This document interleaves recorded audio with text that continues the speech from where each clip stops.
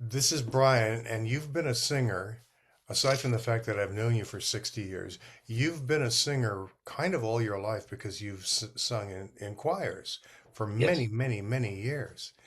yes, So you that's came true. to SongShare with something a little different than a lot of people who had not sung a lot or who had not sung with other people and in public. So just talk about your experience with SongShare and what you like about it and what it's done for you and what you might have gotten from it. Well, you invited me to SongShare during the pandemic, and it was a moment of relief.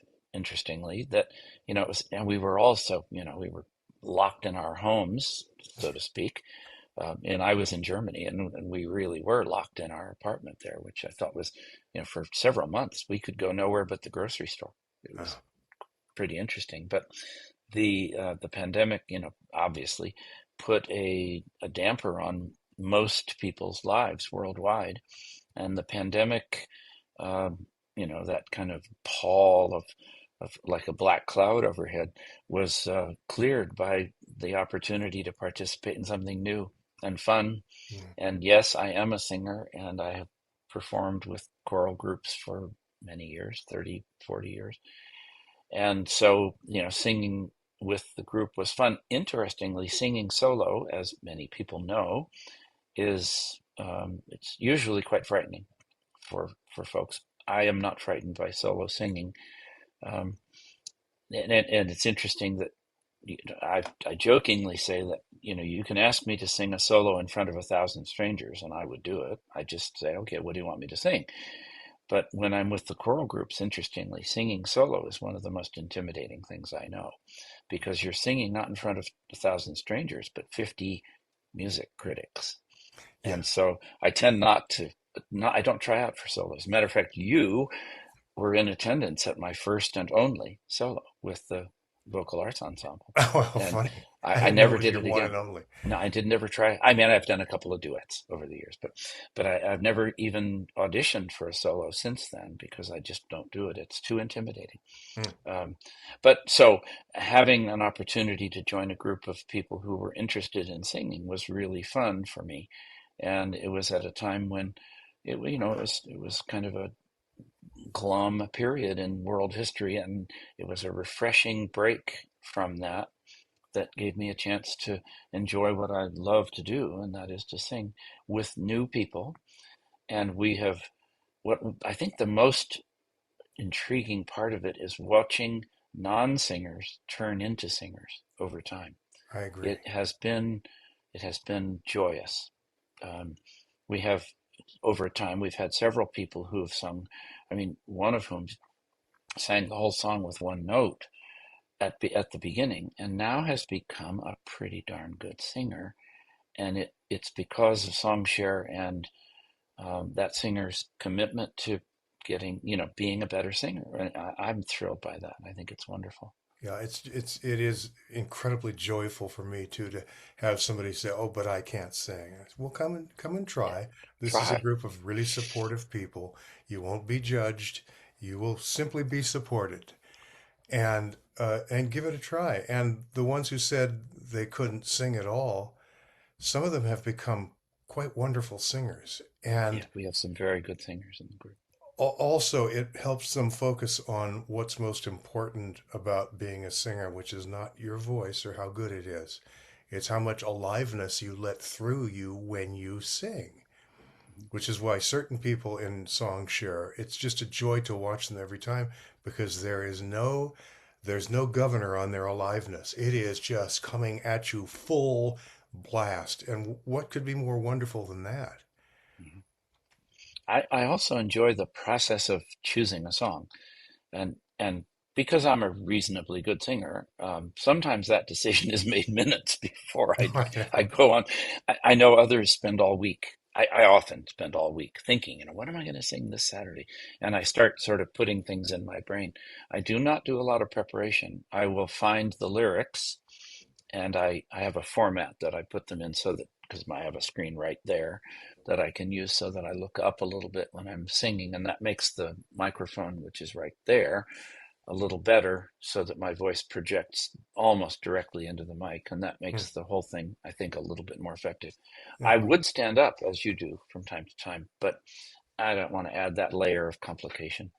Hmm. So, singing into a nice little laptop is fine for me, and it sounds Yeah. okay when other people sing, so I figure it's probably about the same. Yeah. Yeah. But the process of choosing songs, especially when we have a theme, is challenging, and sometimes it's just uncanny how not complex, but how hard it is to pick something that meets the terms of the challenge and and also fun. So I do sometimes struggle to pick the right piece, and I enjoy that struggle because I think about it all week, and then Saturday comes along and I'll have something prepared, and then, like last Saturday, for example, I picked two pieces just minutes before going onto the call because we didn't have a theme, Yeah. and I chose Well, two that's the songs that bailout that we always have it problems. is, yeah, You but it was easy. can't find a song in the theme. Sing whatever you want. You know. Yeah, and I will sometimes because my wife and I like to watch movies, um, we will be watching some TV show, and we do these, the six series like The Pit or the Silo or whatever the latest thing Mhm. is to watch, and there'll be a movie in there. I mean, a song in the movie. And sometimes it's 50s songs, and I'll pick one. And I mean, the other day we watched a movie that was made with Carrie Russell called The Waitress, Oh yeah. and it's it's a song set in the 1970s, and the music is appropriate. Now, for that, they wrote original songs, so they're not songs I'm familiar with, but they did play a couple on in the when she's working in the cafe. There's some background music, which is very carefully chosen, and I thought about, I'm going to sing that. So Mm. there's one kind of floating around in my brain now that will show up at SongShare pretty soon. Yeah. But I love the I'd say camaraderie of our group, the core. Um, and, we've had at times, I remember one time we had 10 or 12 people, Oh, one time we on had a 16. It was hard to even get 16. through the hour and give each Yeah, person one song. Yeah. right. And, I mean, there are, what, five of us who are the core at this point. And we've had people Yeah. come and go. Oh And yeah, then and the come fun back. part is sometimes they come back. And Yeah. Yeah. I think it's wonderful. Yeah. And we've had tragedies. We've had, I mean, human tragedy. We had, I don't remember, one singer's relative was murdered or something. And Yeah. you don't you don't think, like, I mean, we don't know about these things. It happens to other people, and then suddenly it happened to one of us. And ay ay ay. Yeah. But the What the best part has been making new friends and Oh yeah. singing. Oh yeah.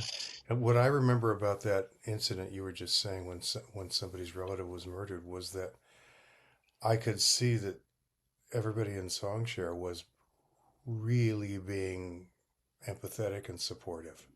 And Mhm. I could see that the person who had lost their relative appreciated that. That she Well, could feel the warmth of the group supporting her, you know. imagine the strength that it took to, in the middle of a family tragedy of that magnitude, go on SongShare Yeah, on the and, other and hand, sing. And I imagine the think for her it relief. was relief. Of It, course, of it course. and I was so touched. I mean, we were all weeping. Yeah. Um, it's But that that's what kind of singing trauma does. is It nothing. takes you out Yeah. of yourself. Yep. And non-singers don't quite realize that. They don't realize they're going to be freed from all those thoughts of themselves once they start singing because they'll be too involved with singing. Yeah. And so it's like a little vacation at times when you don't feel great or when something has happened. Yep. We just spent 4 days, no, 3 days, camping with some friends in our vehicle. We had a couple next to us. They brought their trailer, and we brought our van, and we were on the ocean in Santa Barbara County, which was really gorgeous. Cold, it gets down into the 50s.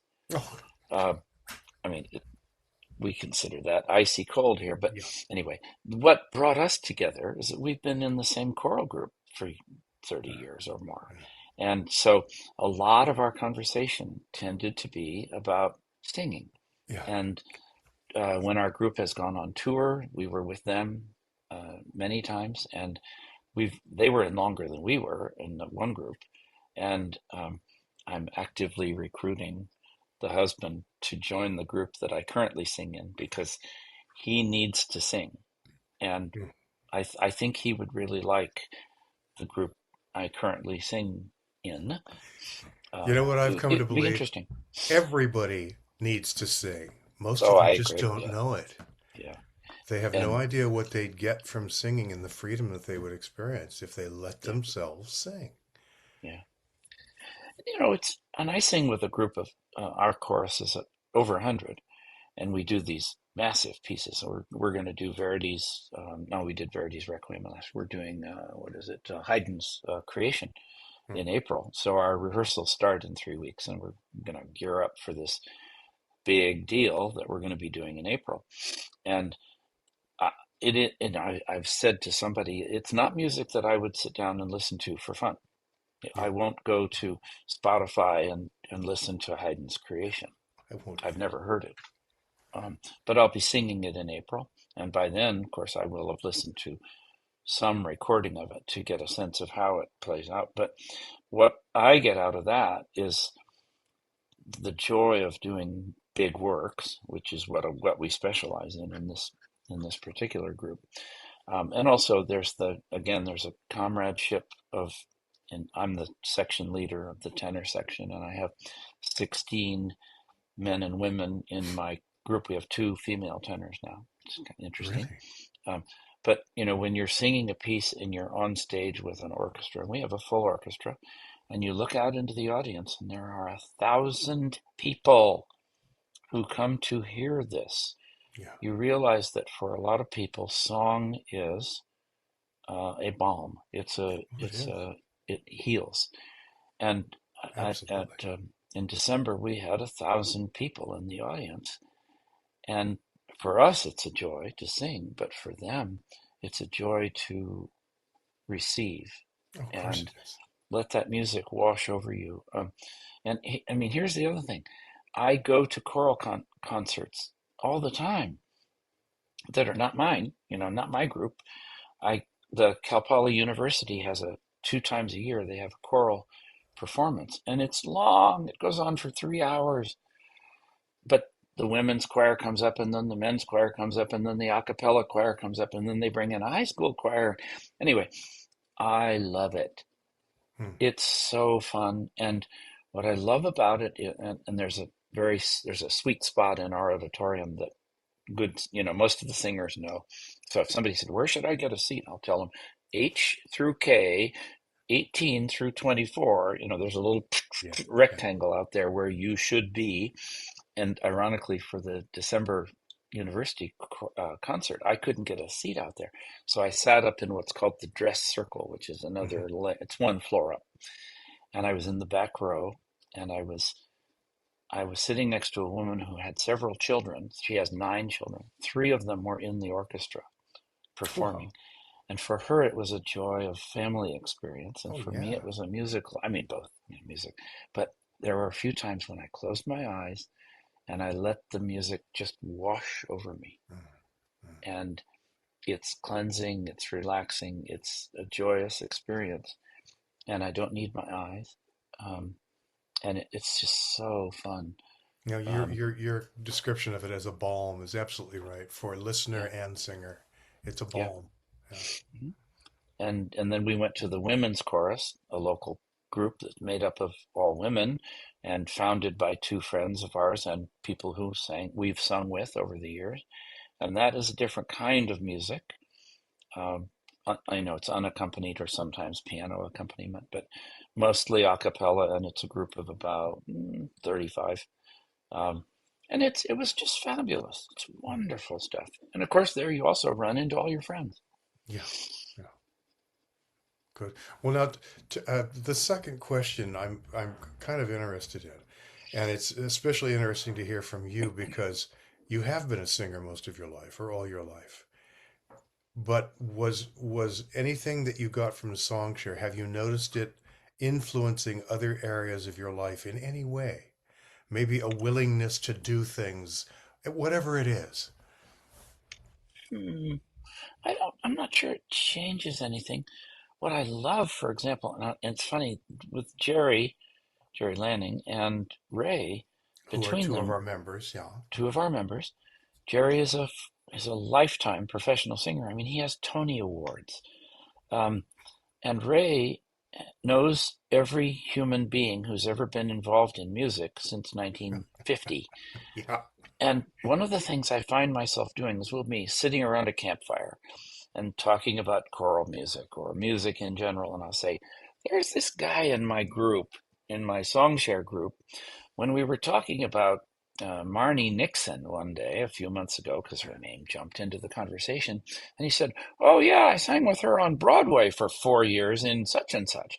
Yeah, and she got a Tony for that." And I was thinking, oh, and the other day with Dick Van Dyke, Yeah. and we were talking, and he said, "Oh yeah, I was at Fairfax High School in Los Angeles, and there's a man in the audience from the talent agency who William Morris, yeah. contacted me and said, you have an appointment at what's it called, William Morris Morris. Agency, William Mhm. Morris Agency, tomorrow at noon. Come on down."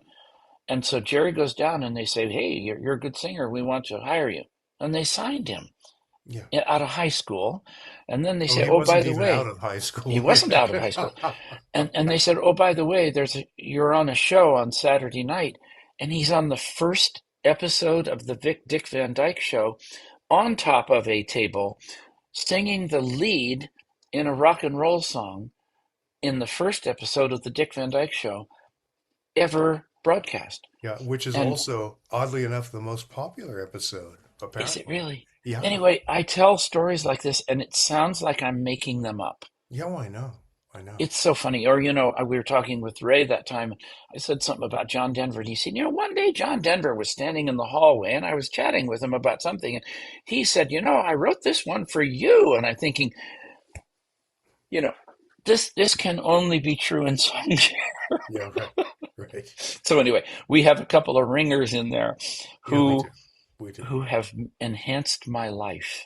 Well, yeah, they do have wonderful stories, and it's interesting to hear them because they're usually related to a particular song or something Yeah, somebody's yeah, going to sing, or a particular songwriter who has yep. written a song that somebody's just sung, you know. Yeah, and then Ray sent me a box, it's right here, with 25 CDs in it and a book. And the book is about rock and roll music, and it's signed by the author. And and I mean, several times he's sent me stuff related Yeah. to doo-wop music, which I Yeah. also do. Anyway, I think that's um, the most valuable change that SongShare has brought to me, is getting to know people who are not professors or, whatever the normal people I associate with, and who have these unbelievable life experiences that read like tall tales if we didn't Yeah. know they were true. Yeah. Oh Yeah. yeah, well, I was standing in the hallway talking to John Denver one day. Anyway, that's the kind of stuff that has enhanced my life, and I Mm. love to tell Ashala, my wife, and others about these guys in our SongShare who Yeah. did such and such, and Yeah. that has been just fabulous. Mm. Well, that's great, and I think that's probably about all we need. So I'm going to stop the recording now, unless there's anything else you want to say. No, I think, and well, I would recruit people if you want to join us. We're always Well, open to have you new know, singers. it is interesting how people hesitate to join. Yeah, People love the idea of singing or have been singers, and they say, "Yeah, I'd love to come. I'd love to come." And as you know, most of them don't because they chicken out. And I yeah, think that wouldn't be the case if they knew just how supportive and non-judgmental the group is. yeah, Because that was the intent of the group from the very beginning. We didn't want people judging, we didn't want people criticizing. We just wanted people there to enjoy what whoever the singer was that was singing, to enjoy that at that moment. yeah. And And we've been very successful with that, I we think. have. And every once in a while, I'll be listening to someone sing, and they'll come on in the wrong pitch. They'll come in a half a note high, and your face goes a little funny. But no, I don't judge. I just smile and move on. And we always enjoy the singing that people do. Um, it is non-judgmental, um, with moments of exception there, but those are just musical things. Oops, hit the wrong note there. I mean, Yeah. both of you and I have both done it, where you're singing along and all of a sudden we just stop say, Yep. sorry, restart on the correct pitch, and then go on. Okay, that's the thing. As I mentioned at the beginning of this interview, I have no fear of singing to strangers, and SongShare is not strangers, which is interesting. No, and But there's they're also this other thing. It's very safe to make any kind of mistake there. exactly I mean, the you other don't day have. I was There's no singing that judgment. Roy Orbison song, and I was singing it Oh, because somebody that else had takes it, and I guts. wasn't ready to sing it because I Yeah, was going up to the highest, the like it was high stratosphere. A Yeah, or something, and I missed the note, and I just yeah. laughed, and nobody Hmm. cared, and I didn't either. And No, then I no, no. sang it again, and I kind of hit it, and Yeah, uh, yeah, you can take any kind of risk there because you know that there's not going to be a hard landing. no, People are going to never. catch you. And And we also, I think we provide healing for some of our singers. oh, I I do know we too. do. I do too. Um, we have singers who have had medical problems. We've had singers who've had deaths in the family.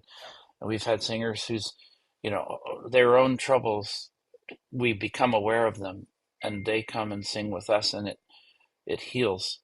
Oh, I agree. It heals all of us, which is I, great. I agree. And It's really cool. that's A lot of true. fun. That's especially true of songwriting, but it's true of singing, as we've been Oh, talking about. absolutely. It's Yeah, just true of absolutely. singing. Yeah. Many people stop singing not because they lack ability, but because at some point they were laughed at or discouraged or made to feel self-conscious. If that's been your experience, it makes sense. That's why I'm opening a 12-week live Zoom experience called Singing for People Who Believe They Can't, a safe, supportive, non-judgmental space where we can gently rebuild comfort and confidence singing to one another. If you'd like to reconnect with singing in a way that feels kind, human, and unforced, and explore the freedom that can come with that, you can learn more at the link.